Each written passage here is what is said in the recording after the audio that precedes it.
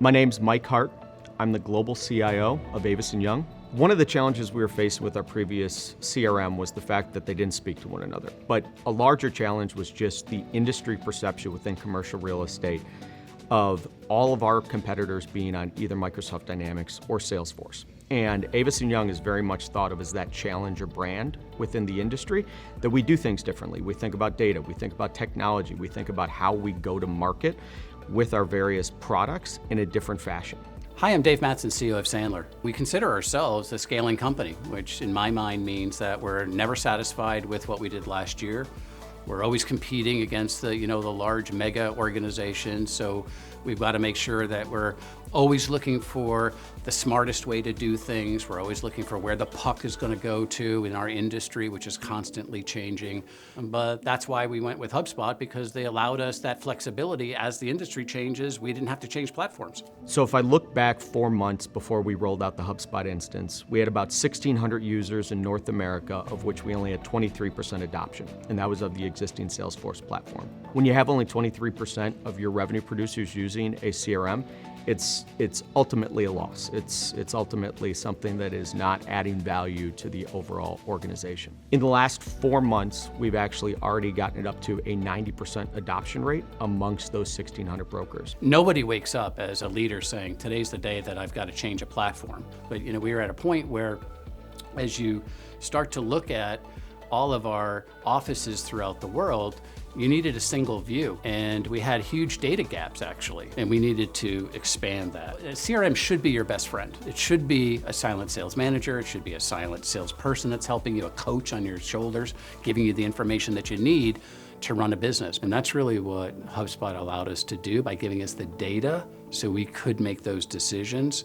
And we felt very confident, and we had that conviction that we were heading in the right direction. So that's really what it did for us.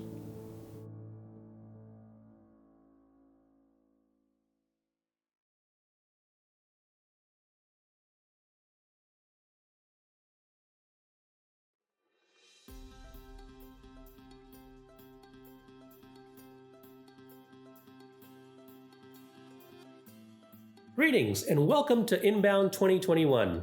Thanks for joining, and a special thanks to HubSpot customers and partners all over the world. Now, I had hoped we could be together in person this time, which is ironic because I'm not really an in-person kind of guy. I follow the pajama principle. If an activity requires me to change out of my pajamas, I avoid it on principle. But even for an introvert like me, the pandemic has been challenging. We've spent a large amount of time with a small number of people.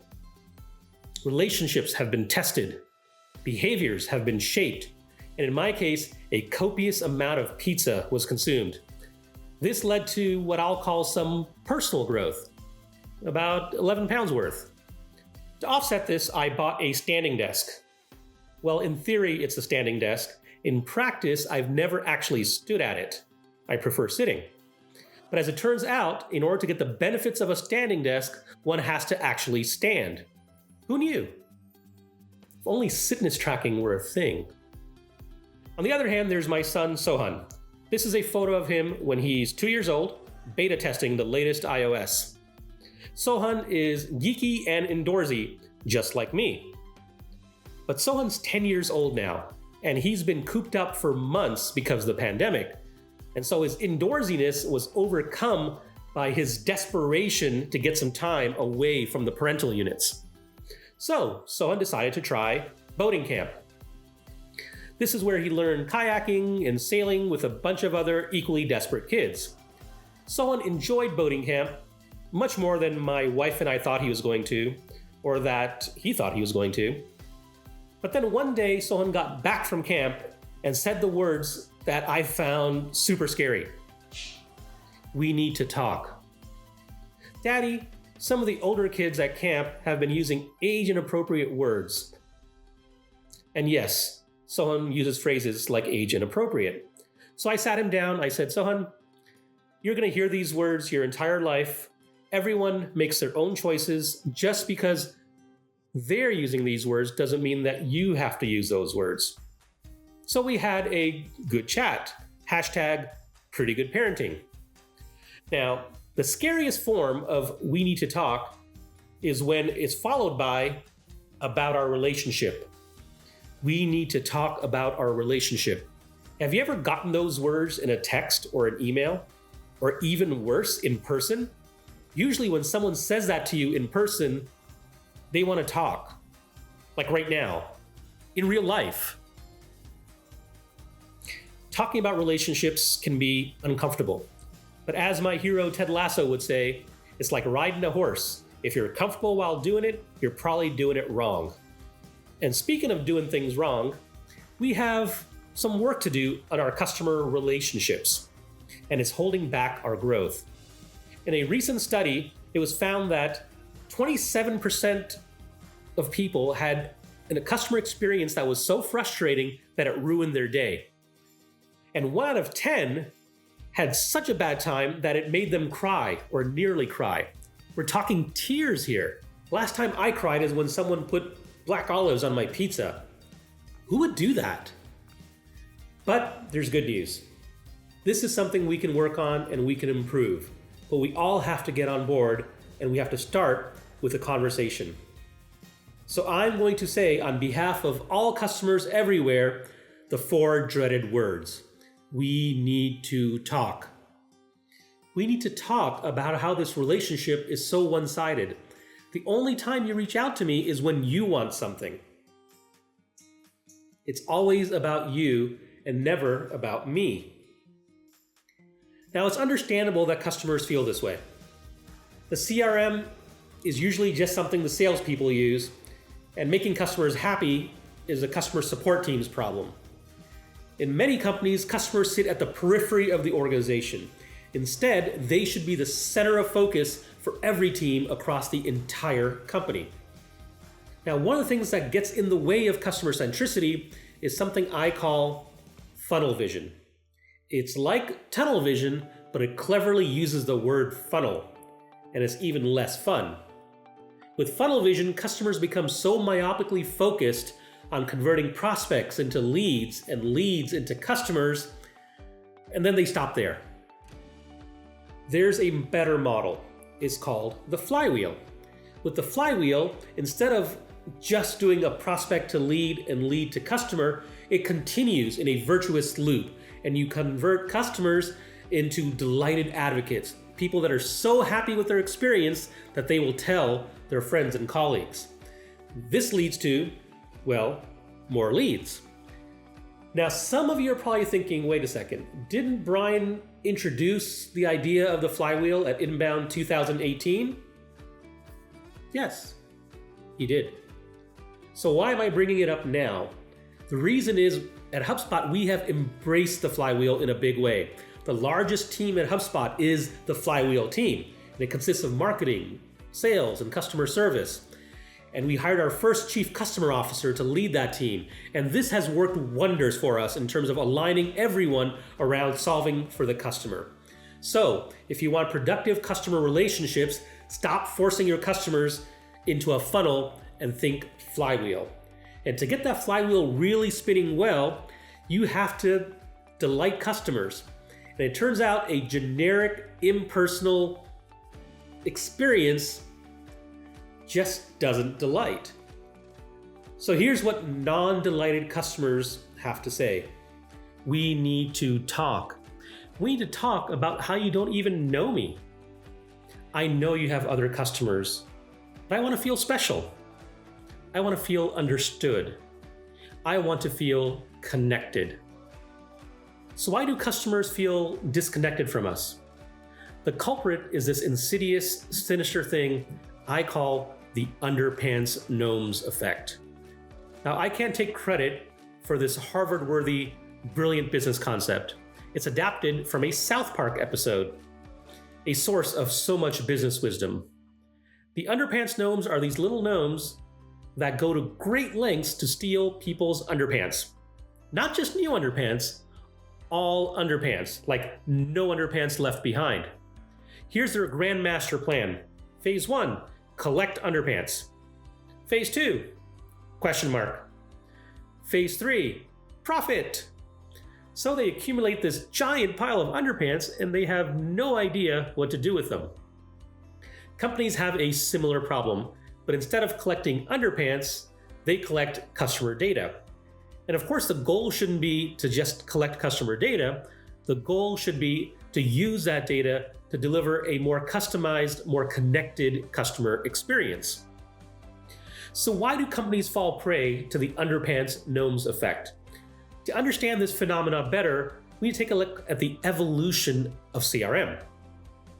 Way back in 1993, a software company called Siebel launched the first legit CRM, or customer relationship management system. They took every customer and made it a record in the database. So now the entire company had this shared system of record. Super useful.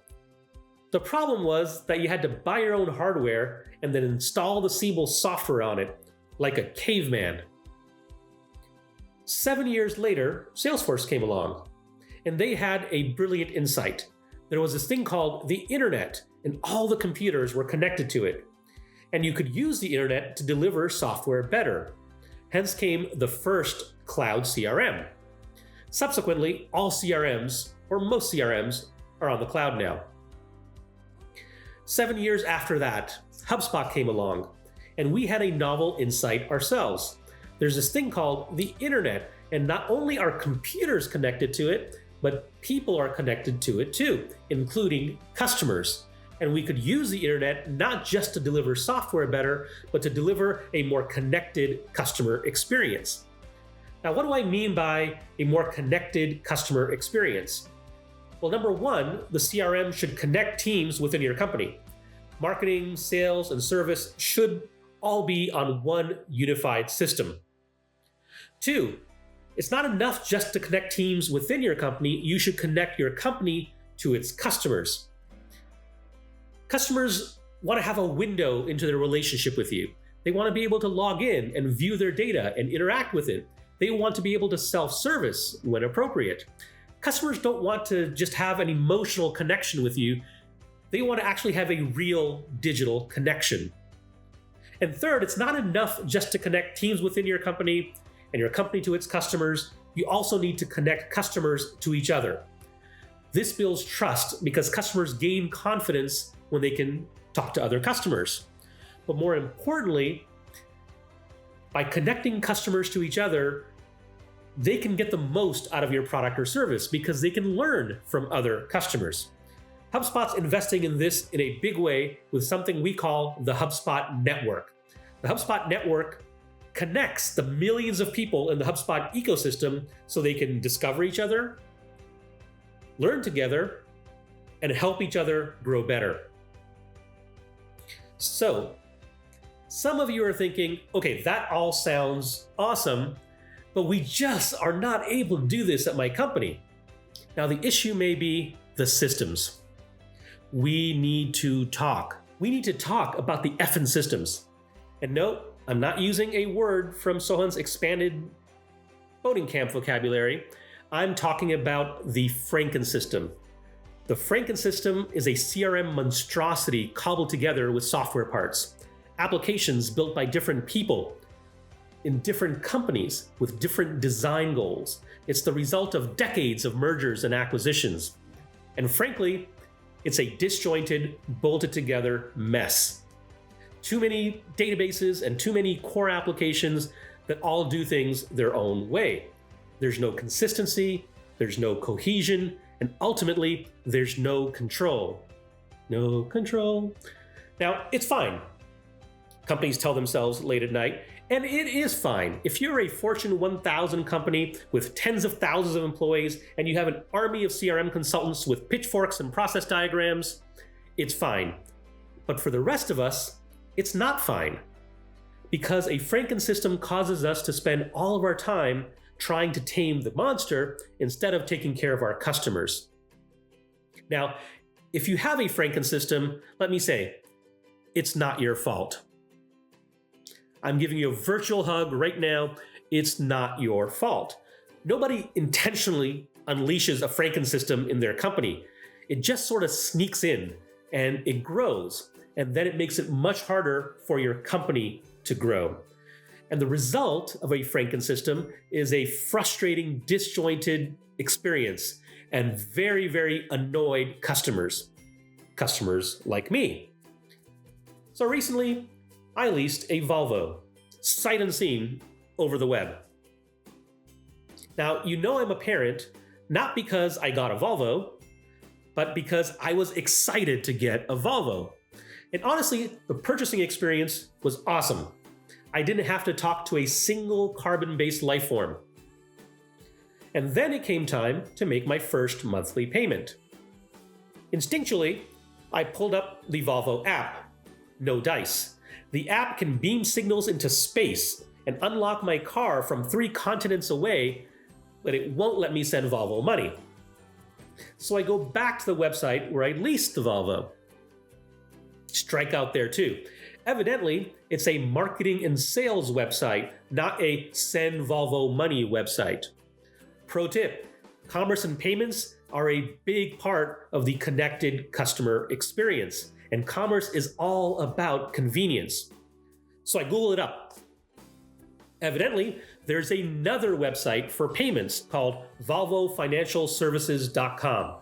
Yep, that's the actual super catchy website name. So I try to register. It asks me for an account number.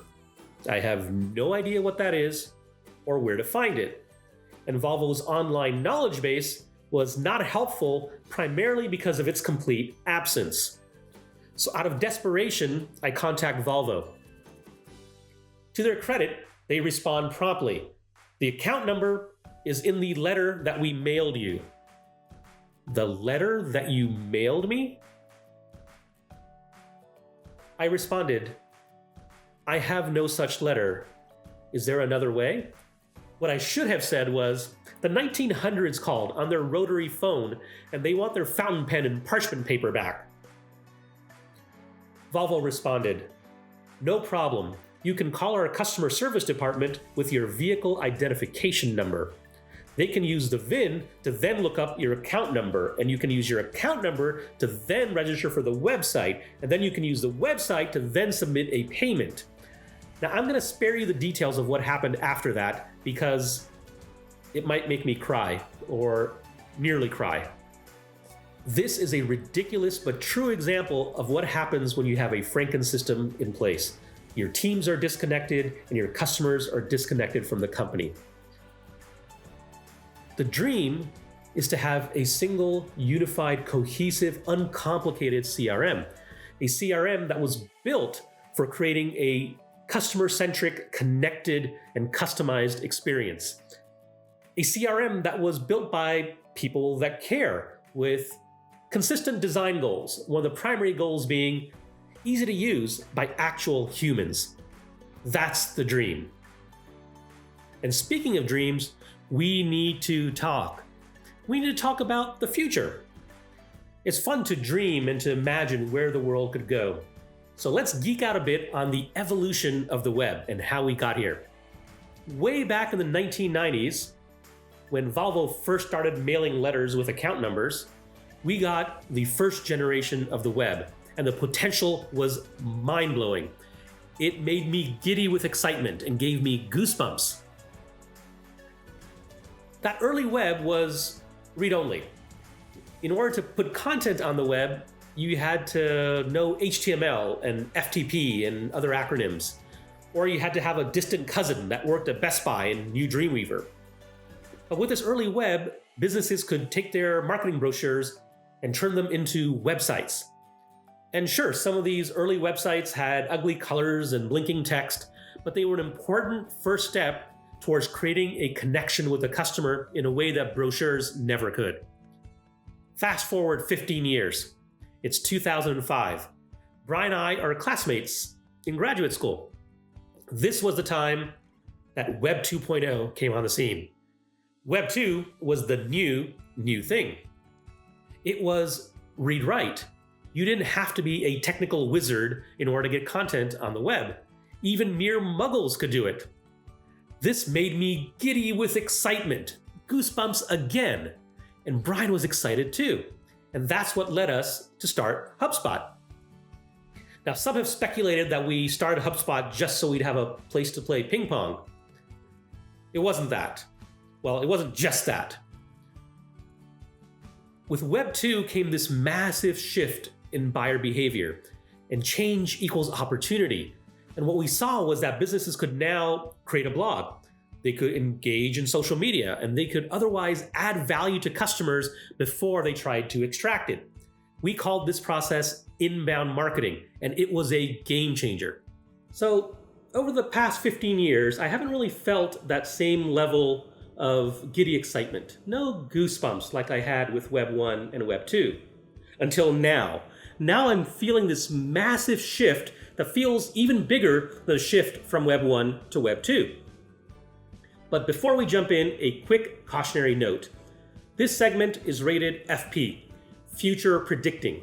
I'm going to give you a peek into what I think the future might look like.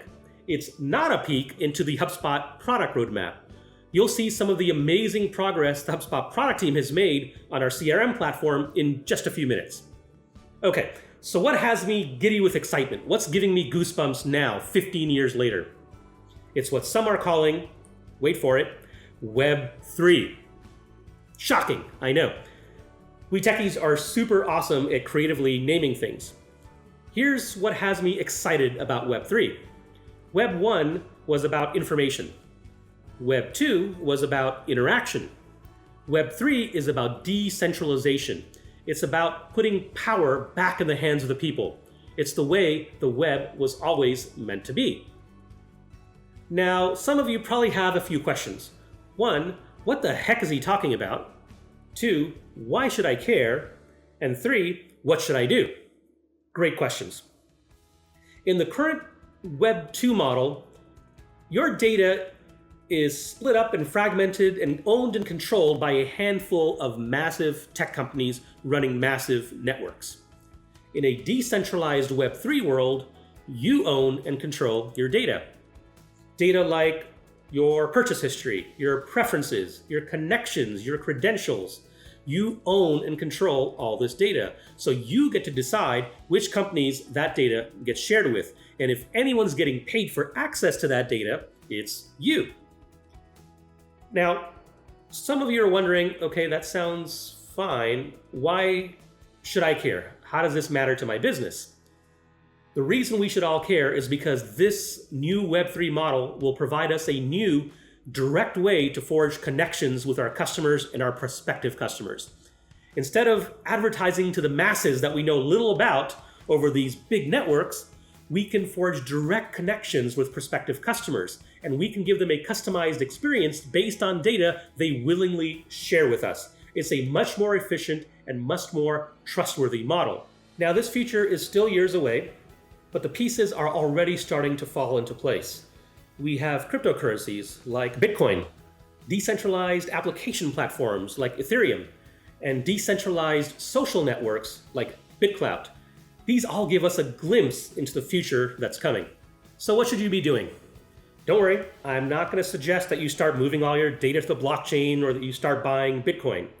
What I am going to suggest is you embrace the idea that we're in the age of the customer. Embrace the idea that over time, customers are going to have more and more power, and they're going to be equal partners in their relationship with us. That's what the future looks like. Now, the future is awesome, but it's still the future. And chances are you're kind of thinking about how to grow today. So let's come back from the future, get out of our time-traveling DeLoreans, and let's recap what we talked about in terms of customer relationships. Here are things no customer has ever said. You know, I'd love to introduce myself to you for the 43rd time. I've been meaning to get to know as many people in your company as possible. Transfer me to whoever you want. You know what this relationship needs is more management. Customers don't want more management, they want more magic. They want to experience a moment that makes them smile. They want to tweet about a company, not at a company. They want to feel connected. And our businesses want that too. Your growth over the long term is a function of how much customers love the experience you give them. So give them an experience that makes them stand up from their sitting desks, brush aside their pizza, and to gush with friends over coffee about how awesome the experience was. It's time to abandon funnel vision, put to rest the franken-systems, and put aside the frustrating underpants gnomes effect. Your CRM platform should help you deliver a better connected, more customized experience that's focused on the customer. The CRM should put the customer first in the design, not just in the acronym, because better customer relationships lead to delighted customers, and that's what fuels all of our flywheels. That's how we grow better. And with that, I'd like to introduce members of the HubSpot product leadership team. They'll be talking about the HubSpot CRM platform and the development that's happened this year. I could not be more thrilled with the progress they've made in helping you deliver on the dream of customer relationship magic. Thank you.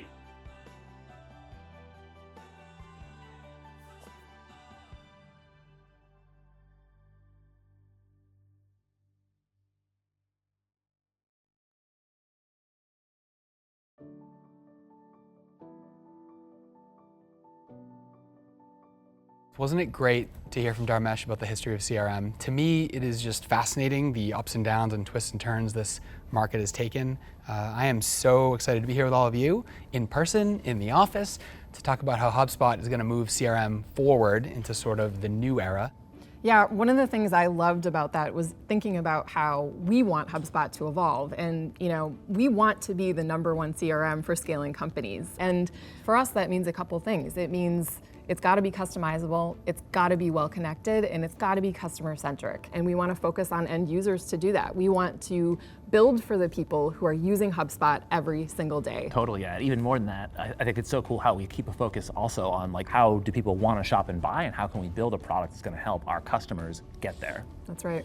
How many customers have we all talked to that just feel totally trapped by whatever they've done with CRM in the past? It's either they were too scared to get started, they're too scared to move off of it, they've created a monster in some ways, and I don't know, it's pretty scary out there sometimes. Yeah, totally. You get into a world where the CRM has been customized to the point where it's like a Rube Goldberg machine, and no one even understands how it works anymore. Everyone's afraid to make changes to it, and so you absolutely need customization in the way that you set up your CRM and your customer database. You need it to reflect your business, your customer. You need it to make it work for your company. You need to be thoughtful about the way that you bring that customization into the system. There's a big difference with a crafted platform that's built to work together. It really makes a big difference in how you're able to use it, how your teams are able to interact really smoothly and have an efficient process.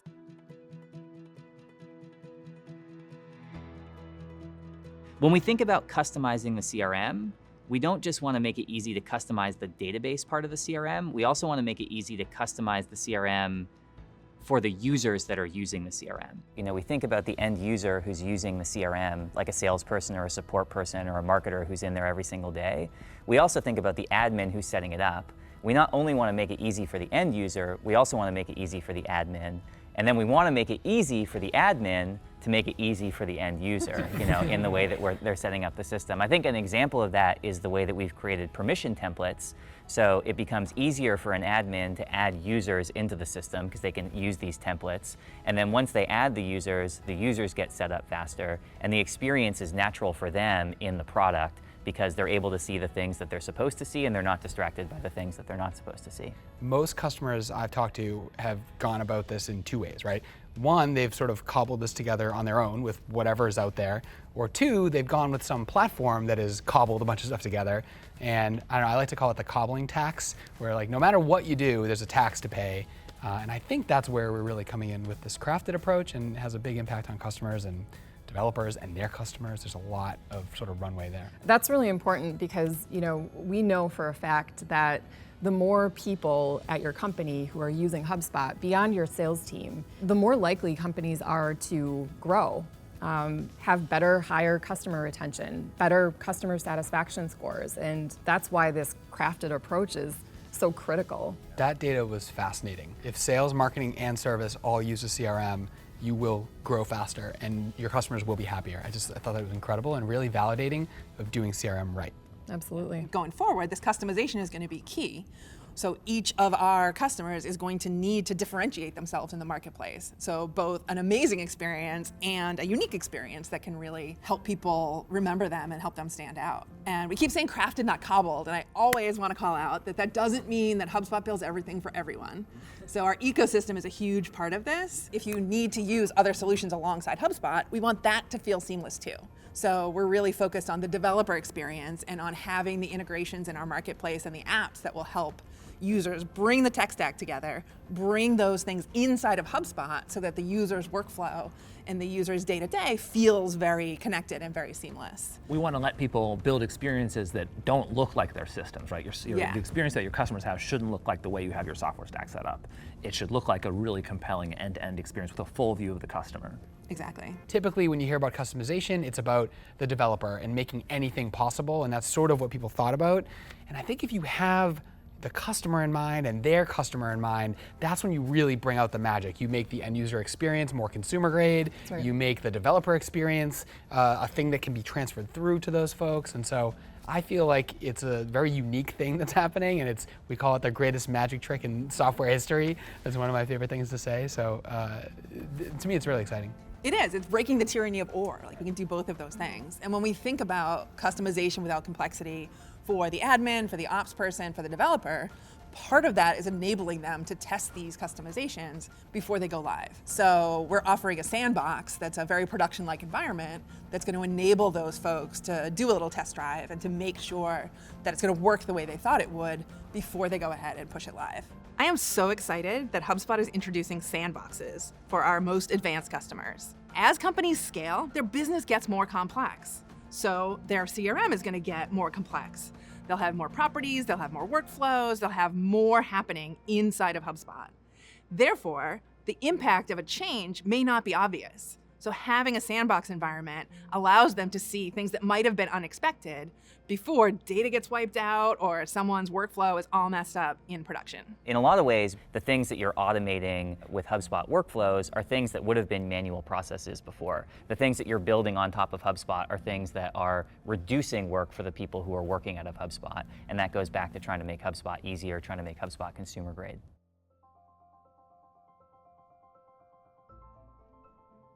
When it comes to delivering a more connected experience for our customers, we've made a ton of improvements to our CRM platform. You know, last year at Inbound, I remember Brian and Dharmesh talked about this RevOps persona, this operations, person who was doing a lot of work in HubSpot and was in a lot of pain, couldn't really connect their systems and their process very well. And this year we've really invested in solving for them. And that's why we launched Operations Hub. Yeah, we realized there was this whole other group of people working in the company who either had the title or maybe don't have the title yet, but are growing into the title of operations. And they spend a lot of their time actually being the people who are connecting data, being the people who are building the business process, and being the people who are doing reporting off of all the data inside of HubSpot.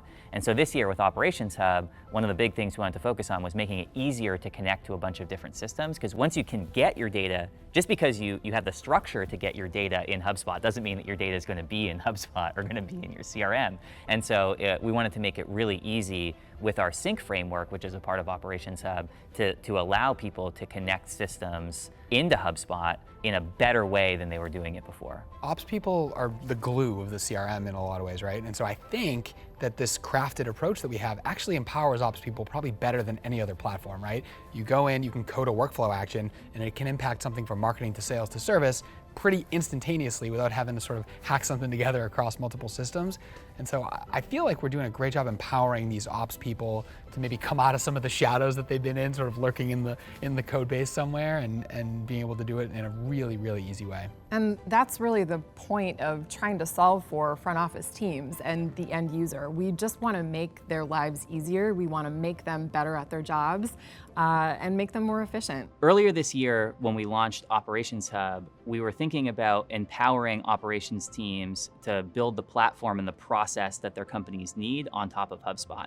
So that meant connecting systems, bringing data in from different systems, and building a business process on top of that data. On November 1st, when we launch Operations Hub Enterprise, we want to take that to the next level, and we want to give operations teams the tools they need to both manage their data and do reporting on their data inside of HubSpot.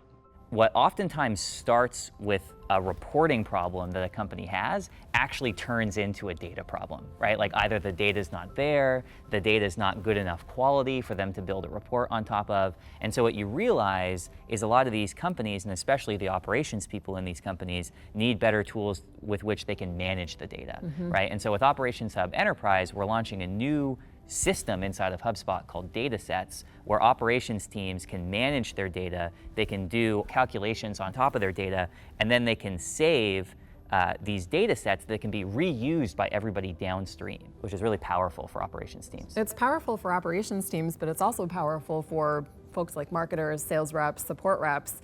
They have access to the data without having to manipulate it themselves.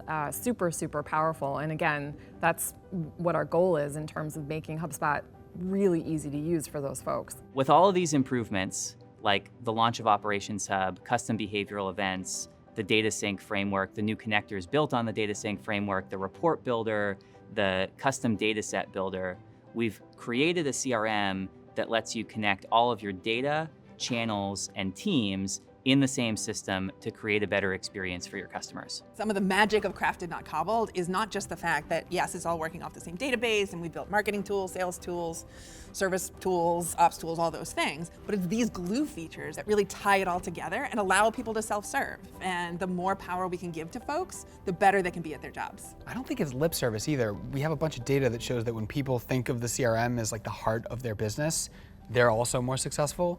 That's pretty compelling as well, right? If you end up having a bunch of systems of record, you end up getting in trouble. But if you really orient around the CRM, I think it breaks down the silos of the different parts of the org. It lets people connect everything together. It can be pretty powerful. Yeah, as much as the CRM is that customer database and you have your sales team, your marketing team, your services team working out of that, the thing that we've seen is that companies continue to have tools outside of the CRM, and that trend is only going to increase over time. Companies are going to have more and more of those tools, and it's so important to have those systems connected into your central customer database, and that's what makes HubSpot so easy to use. And I think now we have like over 800 apps in the app marketplace. With the launch of Operations Hub, we now have like 50 plus of those apps are powered by our data sync framework. And with workflow extensions, we've got 60 apps that are integrated into workflow, so now you can actually power those external systems like with HubSpot based off of your customer data. Yeah, no, it's really getting to be an incredible experience, both for the developers that have to build those things, and then for the users within the company that get to take advantage of that connectedness. Yeah, to be able to sync in a way that's consistent, that's configurable, that really gets the data in the way that you need it, has been revolutionary.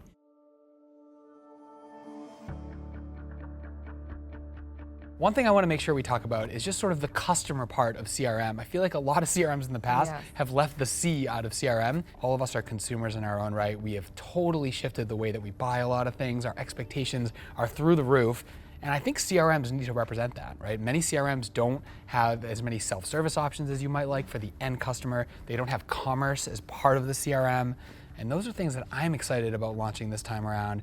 I think we need to put the C back in CRM and think about not just the people inside your company that are using it, but the people who are actually interacting with what you're trying to sell and interacting with those people.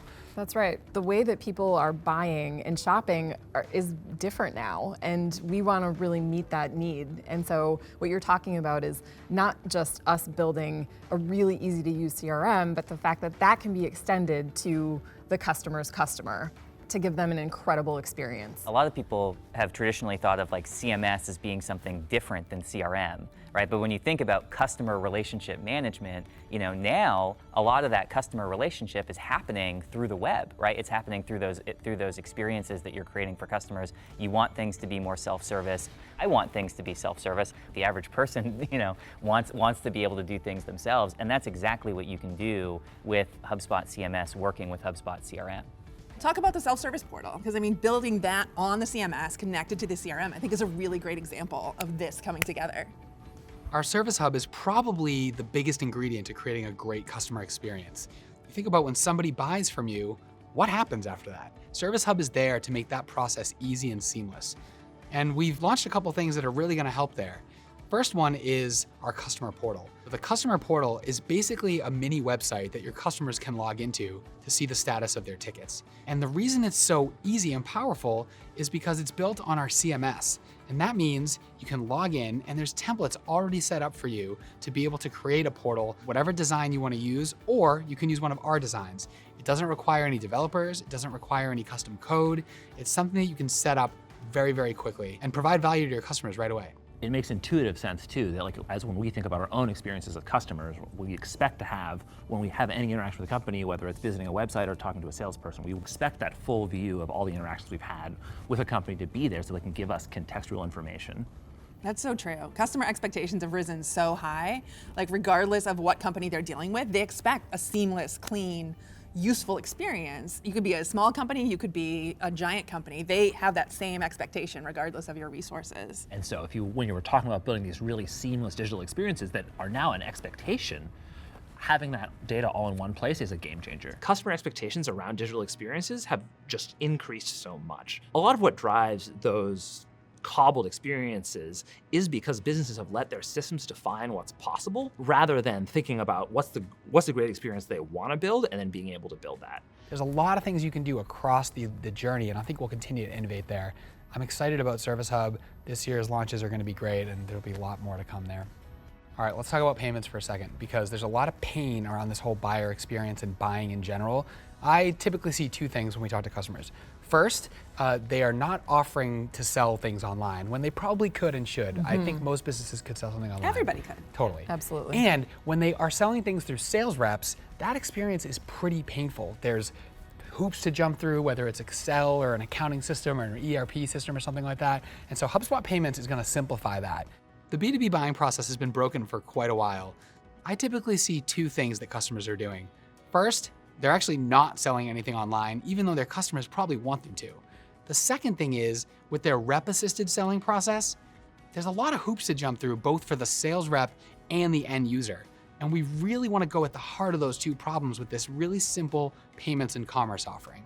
HubSpot Payments is a capability that allows our customers to do just what it sounds like, collect payments as part of the HubSpot offering. And so what we've done here is we've taken this critical capability that's often sitting across a bunch of disparate systems and embedded it natively into HubSpot. You can pull right from your product library, turn a product into a payment link, and put it wherever you want. You stay in HubSpot, you turn it on, and you can start collecting payments today.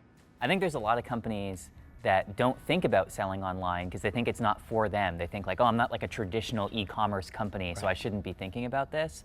A lot of them think that way because even though there might be a touchless side of the experience, there's also, a side where you are interacting with a person in order to buy something, and it's hard to think for them to think about bridging that gap.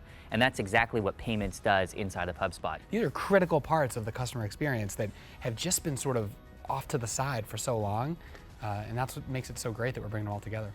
And consumer grade. You have so many tools at your disposal to make it compelling, to make it meet these very high expectations that customers today have. My challenge to most of our customers is pick something that you can sell online and start it. You could start it today, and it's going to make a huge difference for your buyer experience. What I love about that feature is that it really meets the challenge of how businesses need to adapt today, and we're filling that need. I think Brian said it last year, how you sell is why you win, and we're really bringing that to life here. I think this is going to be really, really important.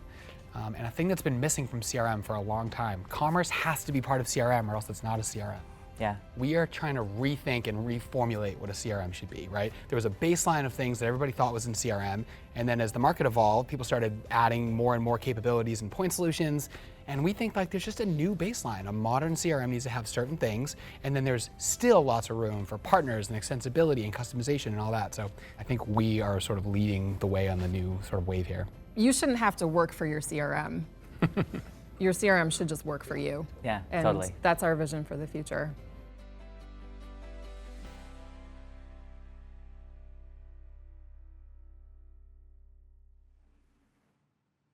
Wow, hearing all those amazing product announcements gets me so fired up. Hey everyone, I'm Andrew Lindsay. I lead business and corporate development at HubSpot. And I'm really pleased to be here with Yamini and Brian to chat with you all today. Good to see you both. Great to see you. Good to be here. Great. And I wish we could be in person with all of you. But live from Boston, it's Inbound 2021. Now, Brian. Yes. Let's get right into it. I got a question. It's actually for you first, Brian. And it's something that has been top of mind for me. And I know I'm not the only one wondering about this. Okay. Many people are wondering about this. You had a snowmobile accident, 13 broken bones, Yes. many surgeries, Yes. long recovery time. What did you binge watch during all that time? You started off with a hard ball. There was one show that I get into during my healing period. It wasn't a super popular show, and it was a little heady. You probably didn't see it, Andrew. Try me. Ted Lasso? Ted Lasso. I know Ted Lasso. Oh, you do? Okay. I know Ted Lasso. But you know who really loves Ted Lasso? No. Dharmesh. Oh, Dharmesh yeah. loves Ted Lasso. Yeah. Geeky minds think alike. Well, now that we've given people and myself Really what I what they really wanted. what I really wanted Really to know, wanted, yeah, I'd love to hear about some of the changes, some of the transitions, right? And Yamini, I'd love to hear about what that was like when you first got the call and learned that you're going to be the CEO of HubSpot. Well, first off, Brian, so glad that you're back and you are stronger than ever and you're back in full force. So that's great. And by the way, I love Ted Lasso. I haven't watched the season finale of the last season, so no spoilers Okay. this week from anybody. All right, we'll be I just careful. want to keep it clean. And I think it's a requirement to be a Ted Lasso fan, to be on like HubSpot's leadership team. But Andrew, the call that Brian and I had, it was surreal. Brian calls me up one evening and we start chit-chatting. We're going back and forth, and then he says, we need to talk about our relationship. The dreaded words, you know. I was like, oh no, where's this going? And you know what he does? He actually like whips out a presentation and starts walking me through his decision-making process. And this is the first time that my boss has ever actually presented to me. So, you know, I was very emotional. I have to say, I think, first of all, there is the enormity of stepping into a role right after Brian as the CEO. Brian's a legend, and I have tremendous amount of respect for what Brian and Dharmesh have built here at HubSpot. And then second, I got really emotional thinking about my journey to this point. You know, I grew up in a super small town in rural South India, did not have a high school, but don't worry, I did complete my high school. We moved towns. From there to being an engineer, to a salesperson, to a customer-focused executive, my life has been through a lot of twists and turns. And so it was especially emotional and very thrilling at the same time. And I can tell you, I'm like so excited to be here at HubSpot, leading the next chapter of growth. And I'm very committed. I'm very committed to being the kind of leader that HubSpot's customers, partners, employees, and all of you deserve. I got a little dusty on my side of the Zoom too. I can imagine. I know. That was an emotional call. That was nice. That was a really nice moment. Yeah. That's quite a transition. And you transitioned as well, Brian. Yes. Let's hear about some of the thinking that went into that. Yeah. So I started, it sort of crossed my mind literally back when I was in the hospital 7 months ago. And the thing that was in my mind was I'm a starter. You know, I started HubSpot 15 years ago with HubSpot, and I've been CEO. It's going great, but it's a different animal. I mean, we have thousands of employees, hundreds of thousands of customers, billions in revenue. Like, this is a much larger scale company, and I've never seen that movie before. So that was sort of one side of my head. And then I was thinking a little bit about Yamini sort of on the other side of my head, and I was like, well, one of the reasons I hired her, she worked in companies at much bigger scale than HubSpot, so she had seen that movie. And then I watched over the next 7 months while I was on leave, and she was running the company for me. And not only didn't she miss a beat, I think she picked up a couple beats while I was out. She just did a fantastic job. She's super focused on the customer, super focused on scale. She's not just a culture fit, she's a culture add. So at some point, it just became a no-brainer. Like, this is going to be great for our customers, great for our partners, great for our employees, great for the community. Yamini's going to be CEO. I'm going to be able to work on the stuff I'm passionate about. We work great together.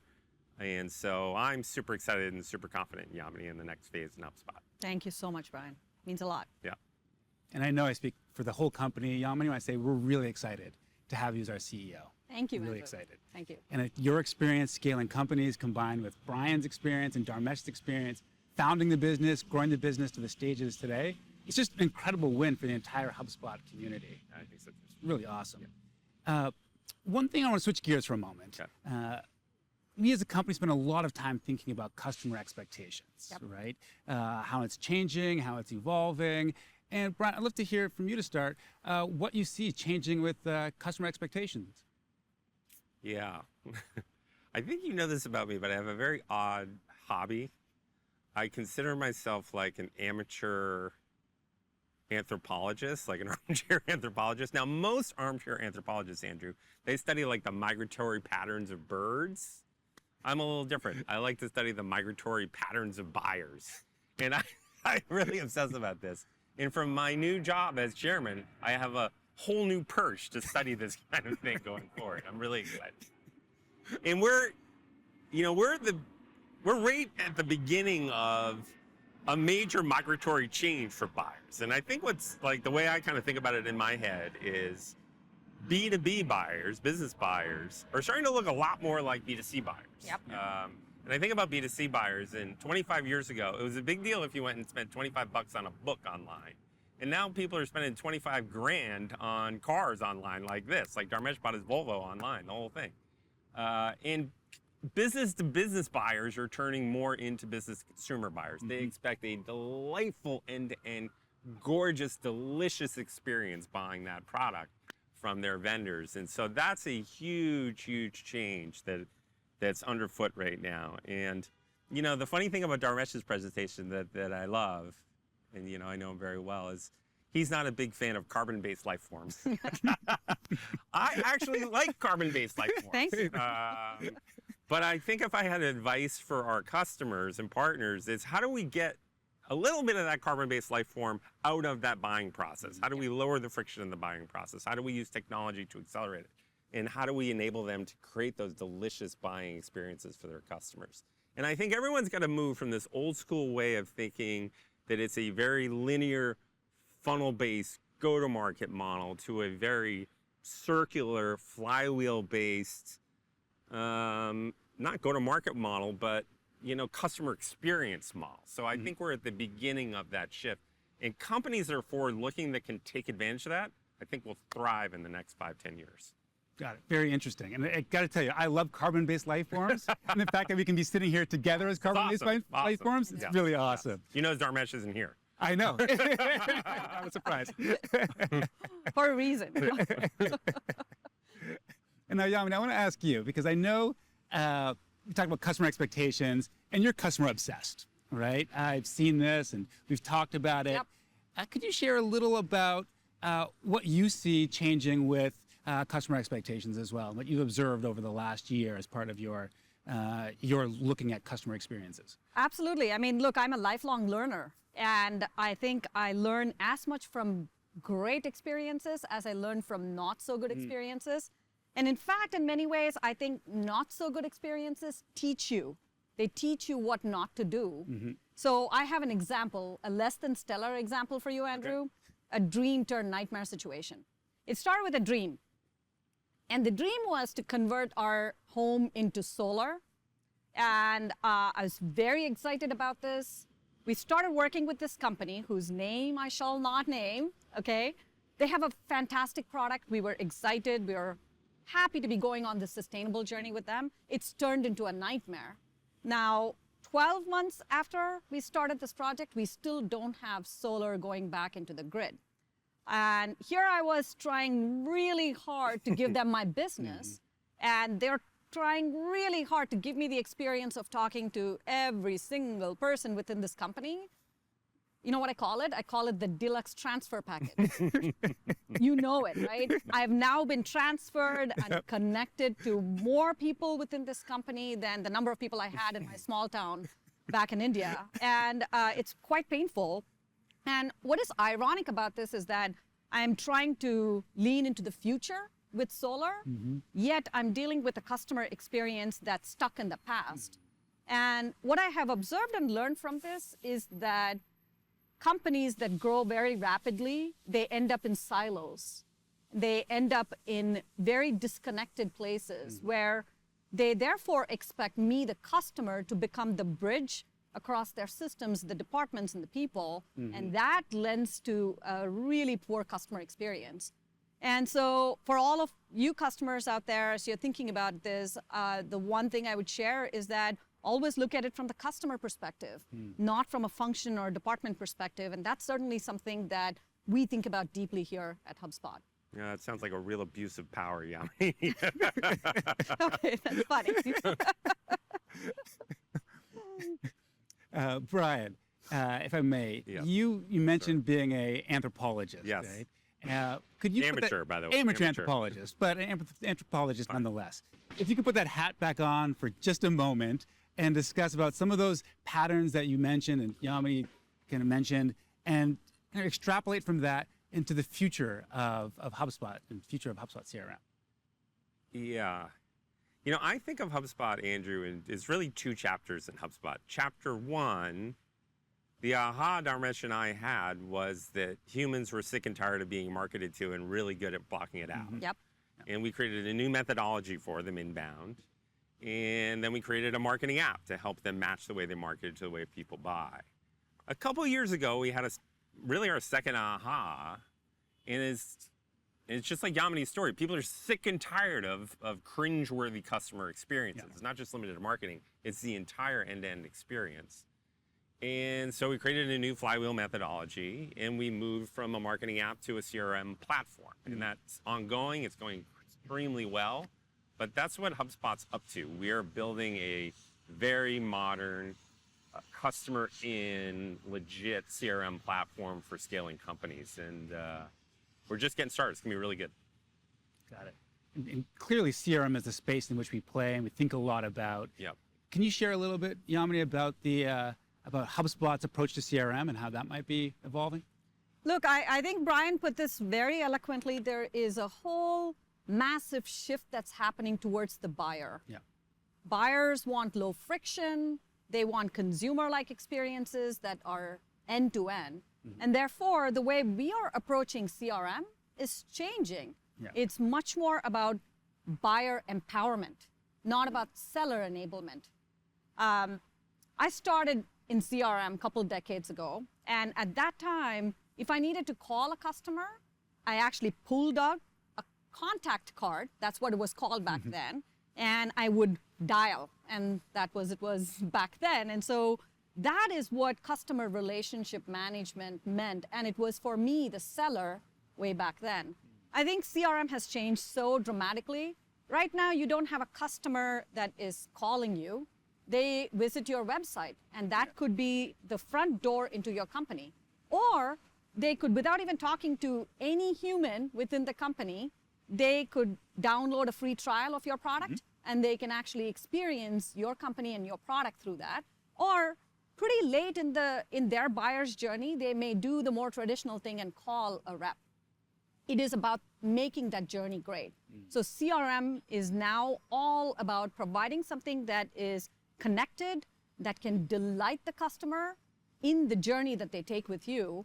And as Brian mentioned, that's been our chapter 2. That's what we've been focused on. We're really laser focused on that buyer empowerment, not seller enablement. And we're really focused on having that magic, creating that magic companies can provide for their customers. I love that. The magic. That's Magic. what we're focused on. I like right. Dharmesh's customer relationship magic system. I might Like stick. I might stick. Yes. I like that. I like that. And speaking about some of the magic, we heard a series of really exciting new product announcements. Yes. Right. I'd love to hear about your thoughts on those and what particularly excites you about HubSpot's product feature. Well, Andrew, as a parent, Yeah. I always get asked, who's my favorite son, and I never fall into the trap. So I am not going to fall into that trap. And I think we've had some amazing product announcements and launches today.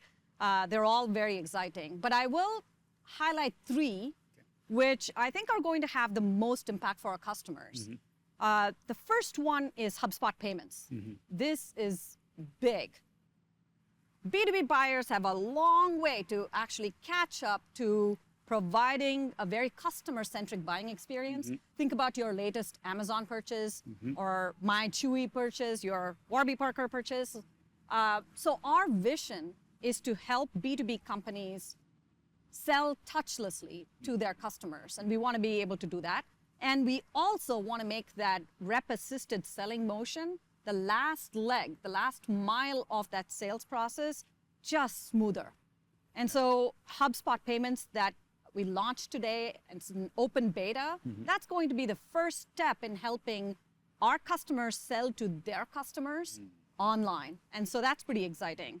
I think the second I have to talk about is Ops Hub Enterprise. That's another huge one. Now, this ops persona, we call it the revenue ops persona, they are really critical in go-to-market organizations. And they are like the unsung heroes with capes because they're asked to do so much. Their job is to provide great insights to the VP of marketing, to the VP of sales, to the VP of customer success. And we want to empower them with the right tools and the right insights. And earlier this year, we launched Operations Hub Starter and Pro. And that allowed these operations professionals to get all of the data from their entire tech stack right into HubSpot and also automate the workflow. So in November, when we launch Operations Hub Enterprise, it's going to be all about reporting. What do you do when you have the data and when you have the workflows? You start driving insights out of it. And so we're squarely focused on reporting and squarely focused on data. And I'll tell you, as a former operations professional, I'm just like giddy with excitement. It is going to be so powerful for these folks. The last quick one, I'll make it really quick, is Service Hub Customer Portal. This is going to streamline the communication between companies and their customers. Customers are now going to be able to look at all of the interactions that they're having with the company. Simple, powerful, streamlined. So I'm very excited about all of these announcements that we made today, and it really takes a massive leap forward in terms of offering a connected, customizable, customer-centric CRM that's going to help scaling companies a lot. I love it. I agree with all that. HubSpot's product organization is on fire these days, and we're just getting started. There's much more coming. It's really impressive what they're doing. Yeah, clear path to customer magic, right? Yes. Excited. Yeah. You're talking about the product organization being on fire, and this is just getting started. Can you share a little bit more as you think about what the future of HubSpot CRM it may look like? Yeah, you know, I've been watching the CRM industry literally since 1990. I remember my first sales job out of school installing with floppy disk a contact management system to track contacts. So that was my first use of it. But I purchased CRM many times. I've implemented CRM. I've used them all. And, you know, there's a tried and true playbook for how you build a CRM company. And it basically goes like this, Andrew. Like, you start with SFA, you get a little bit of traction, and then you start acquiring and cobbling and cramming and gluing and taping together tens of acquisitions, and that's how you build out your CRM suite. And that's how the industry has gone. That's how a lot of people think we should go. And I get a lot of advice, like, why aren't you just buying your way to a CRM suite? And the whole industry is zigging, we're zagging. We're not gonna follow what the big CRM vendors are gonna do. We're gonna follow there's a little company in California. I'm not sure if you've heard of them. They're called Apple. Yeah.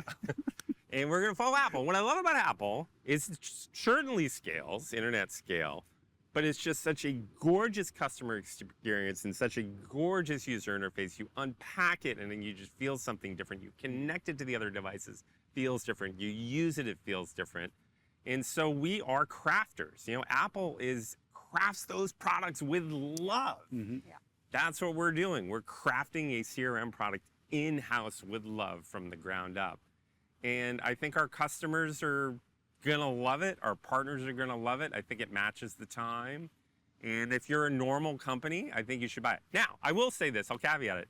If you're Walmart or you're like Delta Airlines, maybe you should buy one of those franken-systems. You know, if you have like 100 developers sitting around with nothing else to do, and you have millions of dollars, a pile of money with nothing left to do with it, feel free, go and use one of those. But if you're a growth company and you want to get after it and build a modern customer experience, I feel like we're building exactly what those companies need. I'm really excited about it.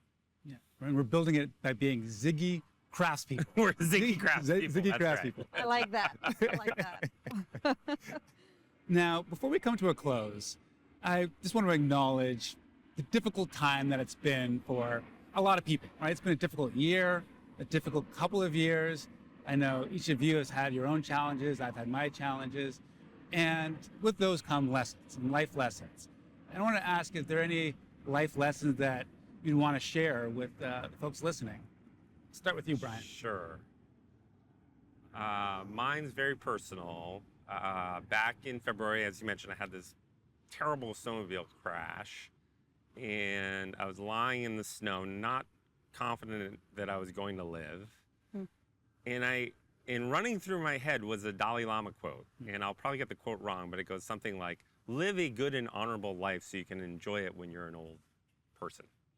And as I was running the tape of my life sort of through my head, or the movie, HubSpot's a relatively large part of my movie. And I feel like we've built a good and honorable company. I'm proud of it. So I look back favorably on it. I think the Dalai Lama would have liked what I saw. But now that there's 7 months apart from that, or 8, I guess it's 8 months, and I'm healthy now, I just look at it as like, there's so much more work to do to achieve our mission. Our mission is we want to enable millions of companies to grow better. Our mission isn't to enable thousands of companies to grow, it's millions to grow better in a modern, awesome way. And so lots more work left to do. The second thing I would say, and a lot of people at HubSpot know this about me, but I have my own personal mission.